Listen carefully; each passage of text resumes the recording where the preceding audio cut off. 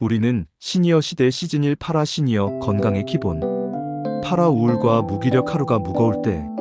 안녕하세요 시니어 여러분. 우리는 시니어 시대 건강 안내자 이나입니다. 혹시 요즘 아침에 눈을 뜨기가 힘들고 잠자리에서 일어나는 것조차 버겁게 느껴지시나요? 예전에는 즐거웠던 취미 활동도 시들하고 친구들과 만나 이야기 나누는 것도 귀찮게 느껴지는 날들이 많아지셨나요? 온몸이 무기력하고 마음은 자꾸만 가라앉아 하루하루가 마치 짐처럼 느껴지는 순간들 말입니다. 노년기에 찾아오는 우울감과 무기력감은 단순히 기분 탓이나 나이가 들어서라고 치부하기엔 너무나 큰 고통을 안겨줍니다. 이는 우리의 몸 건강뿐만 아니라 가장 소중한 우리의 마음 건강을 위협하는 아주 심각한 문제입니다. 내가 왜 이럴까? 이러다 큰 병이라도 걸리는 건 아닐까 하는 불안감에 홀로 힘들어하고 계신 분들이 많으실 겁니다. 하지만 여러분, 우울감과 무기력감은 충분히 극복할 수 있는 감정이며 도움을 요청하는 것은 결코 나약함이 아닙니다. 오늘 이 시간을 통해 노년기 우울증이 무엇인지, 우리 몸에 어떤 신호를 보내는지, 그리고 어떻게 하면 이 무거운 마음의 짐을 덜어내고 다시 활기찬 삶의 에너지를 되찾을 수 있는지 쉽고 따뜻하게 알려드리겠습니다. 여러분의 소중한 마음 건강, 지금부터 함께 지켜나가 볼까요? 일부 노년기 우울증, 단순히 우울한 기분이 아니다. 많은 시니어분들이 우울감을 겪으면서도 나이 들면 다 그렇지, 기분이 잠깐 안 좋은 거겠지 하고 대수롭지 않게 넘기곤 합니다. 하지만 지속적인 우울감과 무기력감은 단순한 기분 변화가 아닌 노년기 우울증일 수 있습니다. 우울증은 뇌의 신경전달물질 불균형과 관련된 질병이며 의지의 문제가 결코 아닙니다. 노년기 우울증의 특징. 젊은 사람들의 우울증과 달리 노년기 우울증은 그 증상이 다르게 나타나는 경우가 많습니다. 신체 증상으로 나타남, 감염성 우울증. 머리가 아프다, 소화가 안 된다, 온몸이 쑤신다와 같은 신체적인 통증이나 불편감을 주로 호소하는 경우가 많습니다. 슬픔이나 우울감을 직접적으로 표현하기보다는 몸이 아프다는 방식으로 나타나는 감염성 우울증의 형태로 나타나기도 합니다. 무기력감과 의욕 상실. 모든 일에 흥미를 잃고 아무것도 하고 싶지 않아 합니다. 잠자리에서 벗어나지 않거나 하루 종일 TV만 보는 등의 행동을 보이기도 합니다. 기억력 저하. 우울증이 심해지면 기억력이 떨어지고 집중력이 흐려져 치매와 혼동되기도 합니다. 하지만 우울증으로 인한 기억력 저하는 우울증 치료와 함께 호전될 수 있습니다. 초조함, 불안감. 안절부절 못하고 괜히 불안해하며 작은 일에도 쉽게 걱정하는 모습을 보일 수 있습니다. 성격 변화. 이전보다 고집이 세지거나 쉽게 짜증을 내고 화를 내는 등 성격 변화가 나타나기도 합니다. 사소한 일에도 불평이 늘거나 가족을 의심하는 경향을 보이기도 합니다. 수면 불규칙. 잠들기 어렵거나 밤에 자주 깨거나 너무 많이 자는 등 수면 패턴의 변화를 보입니다. 식욕 변화 및 체중 변화. 식욕이 없어져 체중이 줄거나 반대로 특정 음식을 과도하게 섭취하여 체중이 늘기도 합니다. 왜 노년기에 더 흔할까요? 노년기 우울증은 다음과 같은 원인들로 인해 더욱 흔하게 나타납니다. 상실 경험. 배우자, 친구의 죽음, 신체 기능 저하, 경제력 상실, 사회적 역할의 상실, 은퇴 등 나이가 들면서 겪는 다양한 상실감이 우울감을 키웁니다. 만성질환. 고혈압, 당뇨, 관절염 등 만성적인 신체 질환은 우울증 발생 위험을 높입니다. 통증 자체가 우울감을 유발하기도 하고 질병으로 인해 활동이 제한되면서 우울해지기도 합니다. 고립감. 은퇴, 자녀의 독립 등으로 인해 사회적 교류가 줄어들면서 고립감과 외로움을 느끼기 쉽습니다. 약물 부작용. 일부 약물이 우울증을 유발하거나 악화시킬 수 있습니다. 이러한 증상들이 2주 이상 지속되거나 일상생활에 큰 지장을 준다면 단순한 기분 저하가 아닌 우울증일 수 있습니다. 숨기거나 혼자 힘들어하지 마세요. 이부 마음이 보내는 위험 신호 놓치지 마세요. 우울증은 마음의 감기라고 불리기도 합니다. 감기를 방치하면 폐렴이 되듯 우울증도 방치하면 더 심각한 문제로 이어질 수 있습니다. 마음이 보내는 위험 신호들을 잘 알아채는 것이 중요합니다. 활력 저하와 에너지 부족. 무엇을 하려고 해도 몸에 힘이 없고 모든 것이 귀찮게 느껴집니다. 아침에 눈을 떠도 개운하지 않고 하루 종일 무기력감에 시달립니다. 흥미 상실과 즐거움 감소. 예전에는 즐거웠던 취미 활동, 사람들과의 만남, TV 시청 등 모든 것에 흥미를 잃고 재미를 느끼지 못합니다. 삶에 낙이 없다고 느끼는 경우가 많습니다. 죄책감과 자기 비난, 자신을 쓸모없고 무능한 사람이라고 여기거나 과거의 일에 대해 지나친 죄책감을 느낍니다. 내가 왜 이럴까? 나는 아무것도 할 수 없어와 같은 부정적인 생각을 반복합니다. 수면 및 식욕 변화, 밤에 잠들기 어렵거나 새벽에 너무 일찍 깨어 다시 잠들지 못하는 불면증에 시달리거나 반대로 하루 종일 잠만 자려 합니다.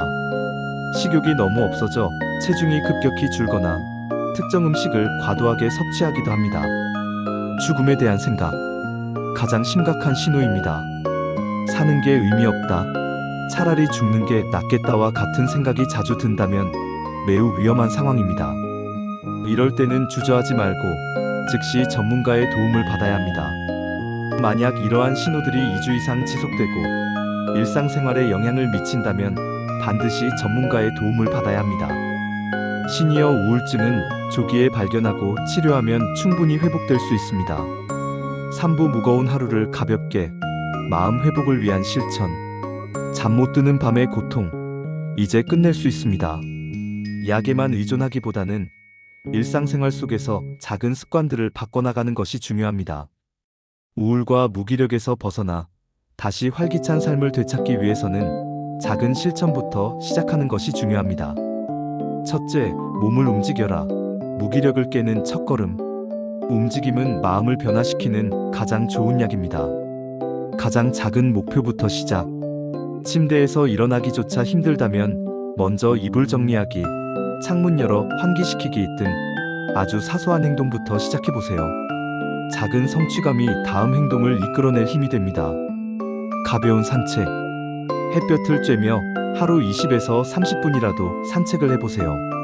자연 속을 걷는 것만으로도 기분 전환과 스트레스 해소에 큰 도움이 됩니다. 스트레칭 및 가벼운 운동. 집에서 할 수 있는 간단한 스트레칭이나 맨손 체조는 몸의 경직을 풀고 활력을 줍니다. 집안일하기. 청소, 빨래, 설거지 등 가벼운 집안일도 몸을 움직이고 성취감을 느끼는 데 도움이 됩니다. 둘째, 햇볕을 쬐고 자연과 교감하라. 마음의 비타민. 햇볕은 우리 몸에서 비타민 D를 생성하고 뇌 속의 행복 호르몬인 세로토닌 분비를 촉진하여 우울감을 완화하는 데 도움을 줍니다. 매일 낮에 30분 이상 햇볕을 쬐고 가까운 공원이나 뒷산에 가서 자연을 느껴보세요. 자연의 소리와 향기, 푸른색은 마음을 편안하게 진정시켜줍니다. 셋째, 규칙적인 생활 습관. 마음의 질서 잡기. 불규칙한 생활은 우울감을 심화시킵니다. 규칙적인 루틴 만들기. 매일 같은 시간에 일어나 같은 시간에 아침을 먹고 같은 시간에 잠자리에 드는 규칙적인 생활은 무너진 생체 리듬을 회복하고 마음의 안정을 찾는 데 큰 도움이 됩니다. 규칙적인 식사. 하루 3끼를 규칙적인 시간에 건강한 식단으로 챙겨 드세요. 오메가3 지방산, 등푸른 생선, 견과류, 비타민 B군, 콩류, 녹색 채소, 프로바이오틱스, 요거트, 김치 등이 풍부한 음식은 뇌 건강과 기분 조절에도 긍정적인 영향을 미칠 수 있습니다. 충분한 수면. 지난 시간에 배운 숙면 팁들을 활용하여 규칙적인 수면 습관을 만드세요. 개인 위생. 매일 샤워하고 단정하게 옷을 입는 등 자신을 돌보는 작은 행위들이 삶의 활력을 되찾는 데 도움이 됩니다. 넷째, 오감으로 마음 다스리기. 작은 즐거움 찾기. 우리의 오감을 활용하면 무기력한 마음에 작은 자극과 즐거움을 줄 수 있습니다. 청각, 좋아하는 음악, 새소리, 빗소리 등 편안한 소리를 들어보세요. 후각, 향기 좋은 아로마 오일을 사용하거나 좋아하는 꽃향기를 맡아보세요. 미각, 따뜻한 차나 좋아하는 음식을 천천히 음미하며 맛과 향에 집중해 보세요. 시각, 아름다운 풍경 사진을 보거나 창밖을 바라보며 변화하는 계절을 느껴보세요. 촉각, 부드러운 이불이나 좋아하는 옷을 만져보고 반려견이나 반려묘를 쓰다듬어 보세요. 다섯째, 소통하고 연결하라. 혼자가 아님을 기억하기. 외로움은 우울감을 심화시킵니다. 주변 사람들과의 연결을 유지하려 노력하세요. 가족, 친구와 대화.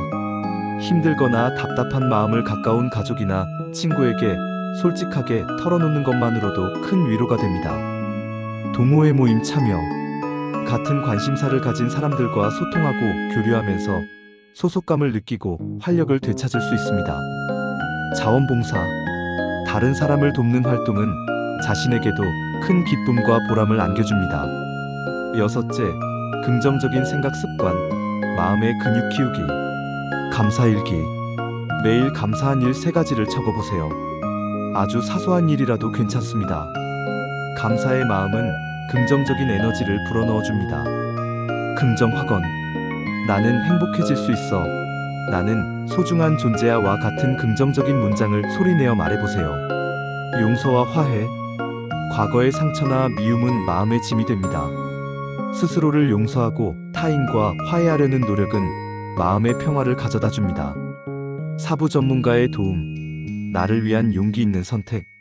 내가 우울증이라고? 병원에 간다고? 남들이 이상하게 보지 않을까? 많은 분들이 이런 생각 때문에 전문가의 도움을 받는 것을 망설입니다. 하지만 우울증은 치료가 필요한 질병이며 도움을 요청하는 것은 용기 있는 선택입니다. 이것은 여러분 자신을 사랑하고 삶을 지키려는 가장 현명한 방법입니다. 전문가의 도움은 필수. 정신건강의학과, 신경정신과, 약물 치료와 상담 치료를 통해 우울증을 효과적으로 관리할 수 있습니다. 심리상담센터. 약물 치료 없이 심리 상담만으로도 마음의 어려움을 해결하는 데 도움을 받을 수 있습니다. 지역사회 정신건강복지센터, 치매안심센터. 각 지역 보건소에서 운영하며 우울증 선별검사와 상담, 프로그램 연계 등의 도움을 받을 수 있습니다. 경로당복지관의 상담 프로그램. 가까운 곳에서 편안하게 상담받을 수 있는 기회를 활용해 보세요. 우울증은 혼자서 싸우기 매우 힘든 싸움입니다. 주저하지 말고 전문가의 문을 두드리세요. 의사나 상담사는 여러분의 이야기를 경청하고 가장 적절한 도움을 줄 것입니다. 가족의 역할. 곁에서 우울감을 겪는 가족을 돕는 것은 매우 중요합니다. 관심과 경청. 괜찮아? 무슨 일 있어? 하고 먼저 물어보고 판단 없이 그들의 이야기를 들어주세요. 활동 권유.